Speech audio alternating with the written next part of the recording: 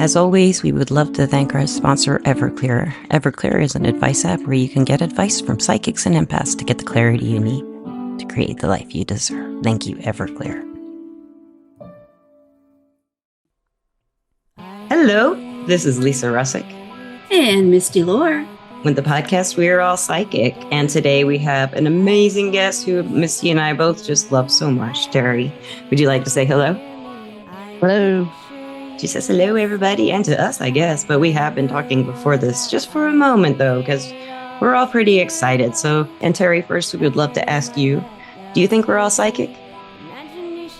I do, yes, absolutely. I think we all have the ability, but it's kind of programmed out of us at a very young age. Yeah.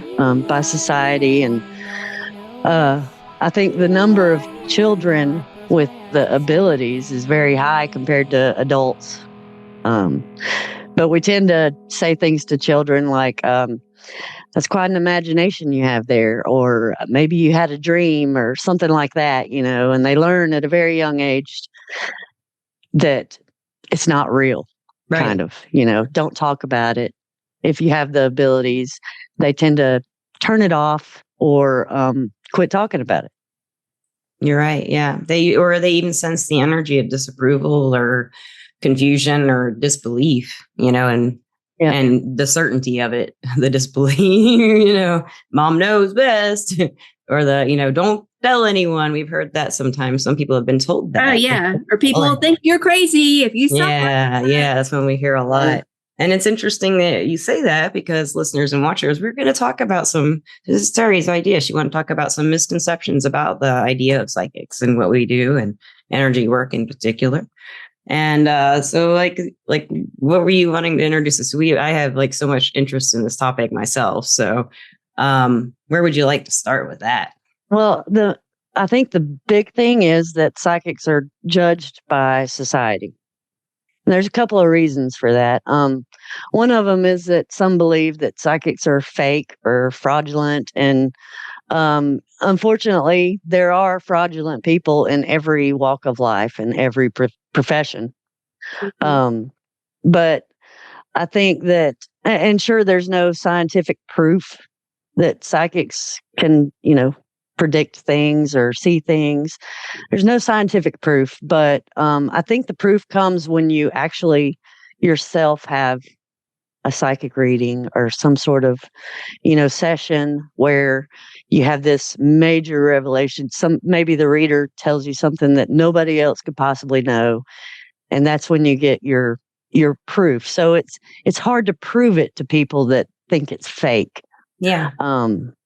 Yeah, because there's a long history of faking. There's fear. There's fear around it, believing it, of being different. And people are in our society or in any society, as far as I know, society is about working together and fitting in. Society. Yeah, it kind of goes against. It's an inexplicable phenomenon, and it's just it's hard it goes against natural laws. So that's why people are afraid of it. Well, that's part of the reason that people are afraid of it. Yeah, it's been buried for so long, but now we are unburying it. Unburying. Well, we're digging. We're digging. It's been this time around. I found an Atlantis coin. Let's say I asked a lot of questions. It's made out of silver and some titanium and some pneumite. It's a meteorite. Like, what the hell? It's like, Star Trek stuff. I mean, it's been around for as long as we've been around, Yeah. I mean, the pyramids, for example. It's just people quit talking about it. It got suppressed. And they had that show Ancient Aliens for a while. And I think that brought back a lot of interest in that kind of thing, in the ancient societies. Yes, we did. We know we did. Are showing that these ancient structures were a lot older than we thought they were, or they thought they were, or somebody thought they were a long time ago, 20 years ago. With the testing now, they can see what's below the surface without digging. Yeah. And they're finding all kinds of crazy stuff, that old buried stuff from a long, long time ago. And really, in context, it's not really that long ago if you're looking back 100,000 years, what could have happened then. Yeah. So it's amazing what they did back then. maybe we don't know. But back even when we do know of, and it doesn't make any sense for like some reason to me that some of those structures could have just been made by slaves. Like slaves are the answer to everything. I don't know. Yeah, right. I think they'd pay them really well, and it'd be like something to boost the economy. It seems like, let's build something, because that's a great idea to boost your economy and make everybody love you, because then you pay, if you're a rich king or a pharaoh or whatever, you're getting everybody together to work towards something, even if it is supposedly your tomb, but maybe it was used for something else too. How they were white and they had golden caps in Egypt. And the ones over here, the step pyramids, they had different colors and they used metals too. So they used paint and metals in these ancient structures. And but they've been long since eroded or stolen, of course. And most of ancient history is buried, stolen, or rewritten, I guess, or rewritten by archaeologists. Not people who go into trance and go into past lives. It'd be fascinating, wouldn't it, to read a history by someone like that? It would be.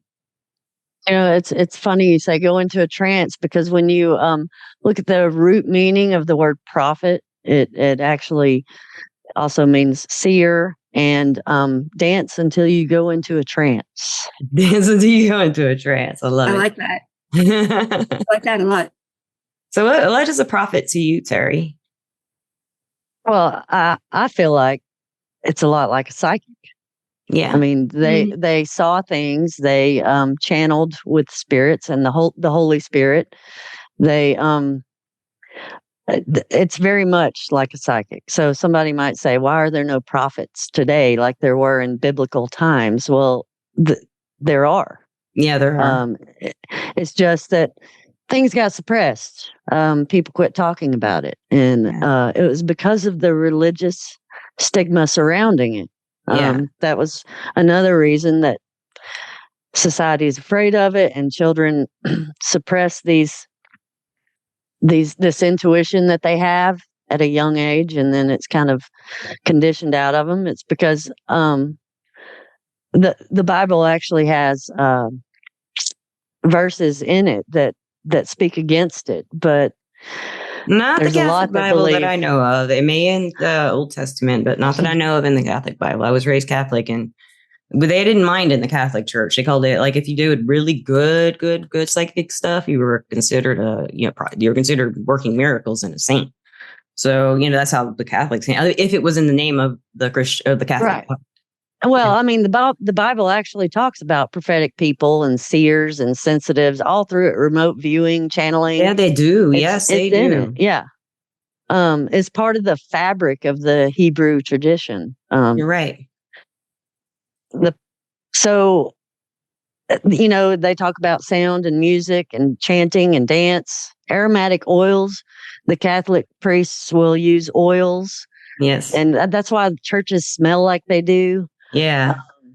A lot of pastors will pray and meditate before they write their sermons. And I mean, that kind of sounds like automatic writing to me. Yes, it does. Yeah. Yeah. Right. It does. Right. Yeah.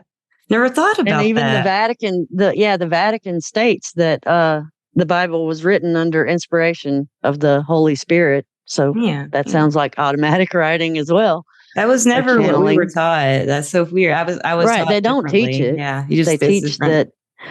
Yeah, they teach that the psychic stuff is all of them is of the devil. Yeah, that's not what the Catholic one. I don't know what it is, but we didn't learn a whole lot from the Old Testament. That's not much of what we were taught. But they did teach most people in the larger Christian community, other than Catholicism, that it is evil. It's like devilish stuff. Devil will make it. And like Jesus was some Catholics believe that and too, a healer. Yeah. That's what I was say. Jesus, he said in the Bible, didn't he, Teri, that whatever I can do, you can do. And what does that tell you? Right. And also stuff. No. So also Jesus asked his disciples at one point, what do people say I am? And their response was that he was reincarnation, basically a reincarnation of one of the Jewish prophets. So that's an indication there that early Christianity had a strong belief in reincarnation. But things changed. Like, things changed as far as the interpretations and the teachings over the years. And that's why. Yeah. Well, the Jewish people kept up with it with the Kabbalah, didn't they? The Jewish mysticism and stuff, which I haven't gotten anybody to do a really good podcast with me, or any kind of podcast really, about Kabbalah. And that's the Jewish mysticism, and that's the part you're talking about, Teri. Before that's really a big part of Jewish religion and mysticism. It's kind of magic. I mean, it was a big, the reincarnation was a strong belief in early Christianity, and Buddhists and Hindus still believe that today, but it turned into a type of heresy for Christianity for many reasons. I mean, that can be a whole new discussion on a different episode. Yeah. I'm no expert on the Bible by any means, but I've read. It's fascinating that there's so many different experiences. Yeah, everyone has a different experience learning the Bible, because there are so many different versions, and for different types of religions and Christianity. I mean, basically. And there's also how much it was pushed in your family to learn this stuff. I wasn't really pushed to learn the Bible too much, but I really liked the stories, so I would tend to remember the stories. But that's mainly what the Catholics would teach were the parables and the Psalms. But I just and I like the Psalms too, because they usually taught it to us in song. They taught us the Psalms through a song that we'd all learn, and we'd sing the Psalm. And that was a kind of cool thing. And then the ritual thing was awesome about Catholicism. It's really beautiful. It smelled beautiful, like you said. But it just it got old after a while, because they rotated every 3 years. They rotate everything. The readings go every 3 years. The same ones come back up, and the sermons have to be different somehow. Maybe they might pull out an old sermon. I don't know. That'd be cool if they were channeled, though. I'd never thought of that before. I've never seen one writing his or her, or not, on the Catholic church, but when I worked in a Methodist church, I never saw them writing it. But they all disappeared for a good 20, 30 minutes before their services in all the churches I worked in as a sound tech. And I don't know, like, maybe that's what they did. That's really cool. Now, Missy, I know you have questions. Well, no. So what else do you have, Teri? I mean, what else do you want to say about this topic? Well, it's like, as far as the religion and what the Bible says, it does have verses in there that say that using divination and consulting with spirits, remote viewing, witchcraft, practicing witchcraft is referred to as an abomination unto the Lord. But here's the thing: there's so many different translations of the Bible, and the New Testament alone has, I think, 26,000 versions. Was that from the Old Testament or the New Testament that you just quoted? So it's in Deuteronomy. Is that, I don't know. Is that the First Testament or?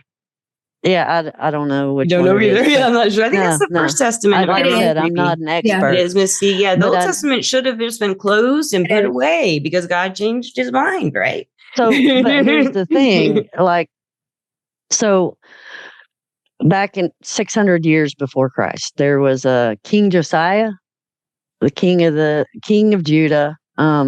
He was like 8 years old when he became king. Some believe that this child king was heavily influenced by the priests and the adults around him. So he was really too young to make big decisions, right? At that age, 8 years old. Mm-hmm.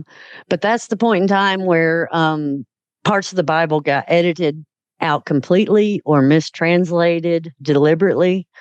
The main reason was believed to be for money and power.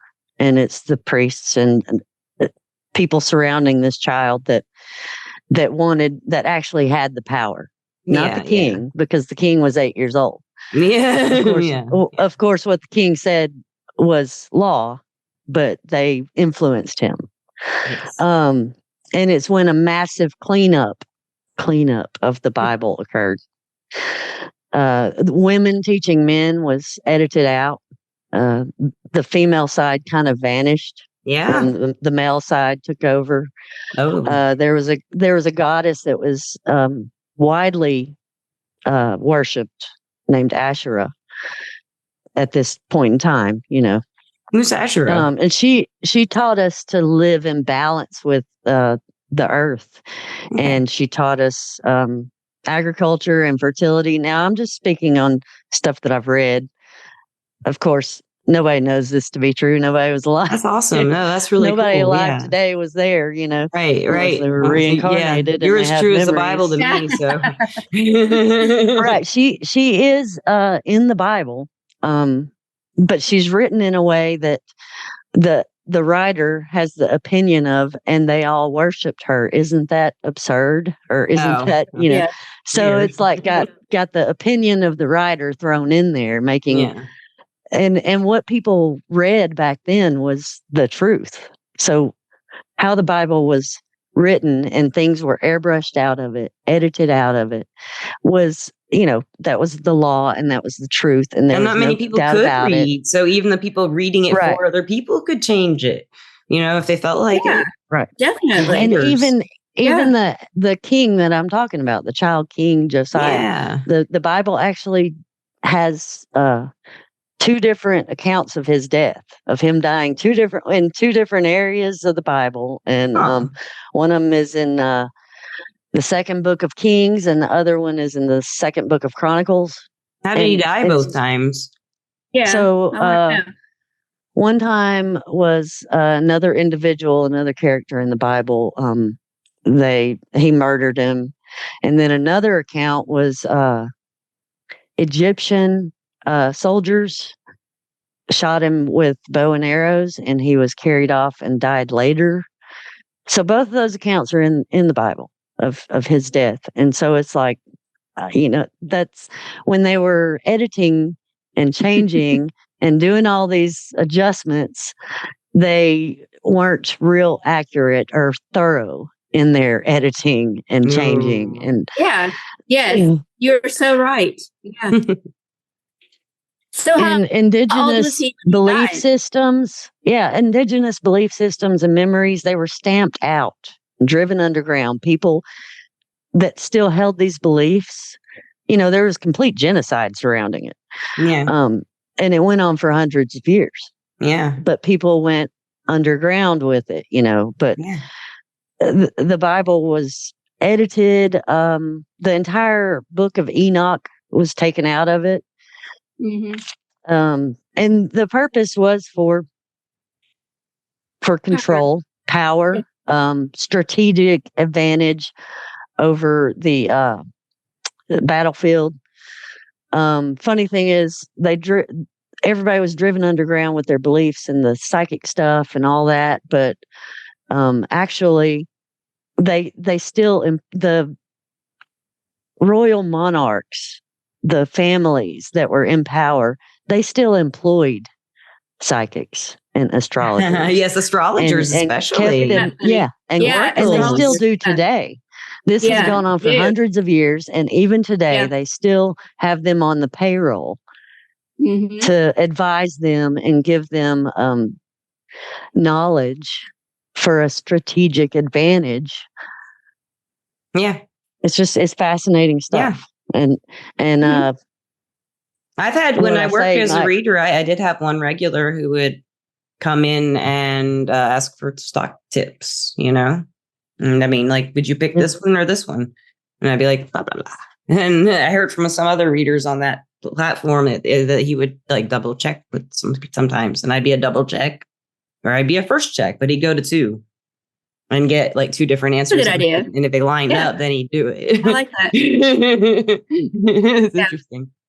Very interesting. So, like the redactors that produced the Bible in its current form today, they worked for the high priestly family of Jerusalem. So they airbrushed out the stuff that didn't work to their advantage. Oh yeah, I've always believed that. And what I'm saying, what I'm saying might ruffle some people's feathers, or I don't want to get any hate mail from people. Yeah. I know some people who might write some, hate mail for some airbrush right about. Well, all I'm right about 1999, maybe, but maybe not anymore. So everything that I say, though, you can read about it and learn about it. Yeah. It's out there.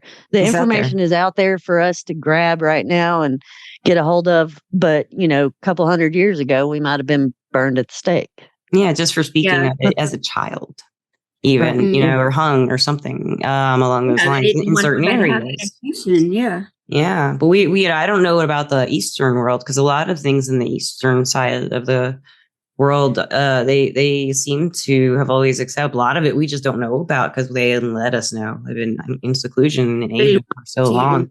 They made rules: do not tell them anything. Now we're all kind of working. They're working together, I guess. I have no idea. I have no idea about politics, but I love in business. In business, when I had to work with people in Asia, they were just friendly and just wonderful and accommodating, and they seem pretty happy. So, they've always great. But that's we don't know much about that culture, and their belief system around psychics, except I did get hired by a couple of different Chinese companies to be on a psychic platform in the past year. And I did talk to them a little bit about China, and we did have a guest on We're All Psychic that was from China, and that was very interesting. That it just depends on what I understood. Where you live, it's different everywhere. It's a huge country, it's crazy.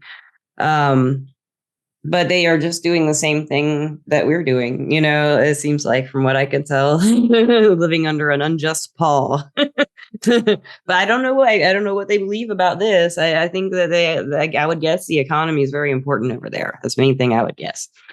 But I guess we ought to wrap this up. Teri, I could always, like I do when I see you, I could just run my mouth and talk at you and talk with you and talk to you, and of course Misty, all day. Thank you so much, Teri. Yes. So let me wrap up with one thing real quick. Absolutely. Ideally, we need a unified religion of love with no hate or judgment. Ideally. But until this happens, we should pursue religious truths on our own terms. Ask the big questions. That's true. And a big question for me is do I want to worship any God? No, I don't think a God I would love would worship. I would worship him, or her. So that made me not believe in a creator for a long time. But then I kind of started believing. I did believe in it again because I felt the love. And that's what I always thought it would be like. But I was taught it was judgmental. I was taught that, the divine was judgmental. And it to me, when I felt divine love, it was not. There's no judgment. It's unconditional. It's beautiful. When I felt it. I think it's important. Yeah. God and Jesus. I firmly believe in God and Jesus, and it's very important to me. But again, it's up to every individual. And just if your intuition is telling you this isn't right, ask the questions. Yeah, that was a big question for me to ask. Yeah, that what do I really believe? What does it feel like God or a creator might be? And I couldn't figure it out for a long time until I actually felt something that I figured would be something a creator would be able to make me feel. I think the church needs to be prepared to answer some big questions. Otherwise, people will continue leaving the heads of the church. That'd be in droves. That'd be fascinating. Yeah, they need answers for real. Yeah.